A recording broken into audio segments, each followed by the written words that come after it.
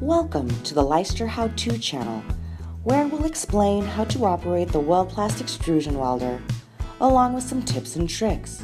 WELDPLAST welders arrive in a custom molded case with a specially designed blank welding shoe already mounted onto the barrel. Remove the WELDPLAST and place it onto the stand. Position the stand so that the cord falls vertically. Plug in the WELDPLAST welder. Always make sure your power source voltage is correct and stable. Press the switch to turn on the blower.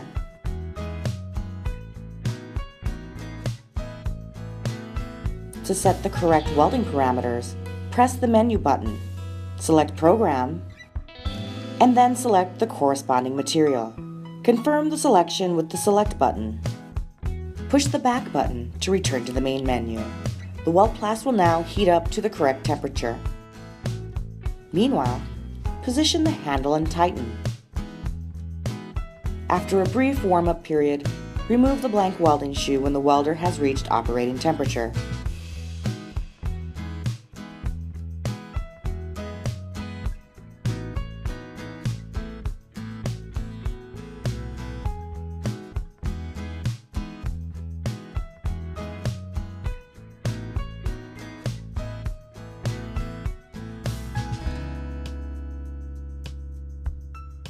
Based on the thickness of the material to be welded and the required weld geometry, select the correct welding shoe.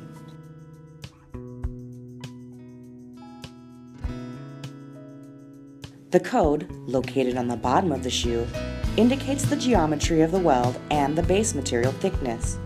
A shoe profile also can be worked or customized from the supplied blank into the desired shape. WELDPLAST S2 and S2 TPO welding shoes can be freely rotated 360 degrees and set in the desired position. Fix the shoe position by turning the set screws on both sides of the shoe until tight. Insert the welding rod on one side or the other, but only one side at a time. Engage the drive motor using the trigger and the locking switch.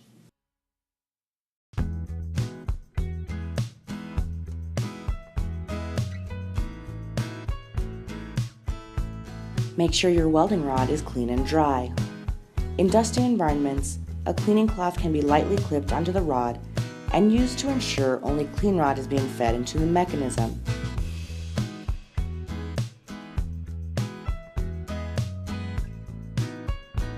The processing temperatures for the type of plastic being welded can be found in the material manufacturer's data sheet.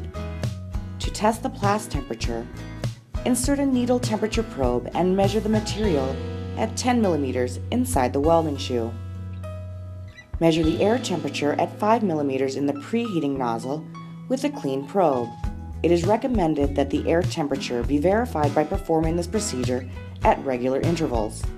Use a LEISTER preheating reflector to preheat the welding shoe and maintain welding shoe temperature while the welder is at rest. For an ideal welding seam result, remove the invisible oxide layer from your material using a scraper. If necessary, parts can be tacked for welding.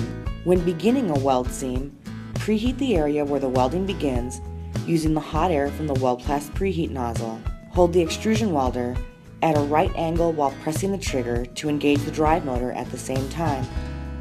At transitions and corners, the hot plast can be worked to provide a smooth, professional finish. The weld bead dimensions can easily be checked with the welding gauge.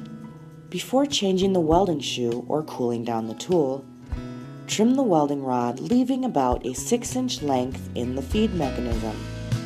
With another 6-inch length of welding rod, take a pair of pliers and carefully push the rod approximately 1 centimeter into the hole of the welding shoe and hold it there in the molten plastic for about 10 seconds.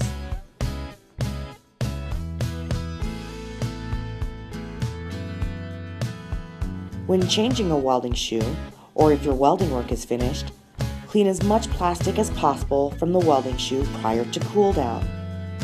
A brass brush works great for this, and it is also gentle on the parts being cleaned.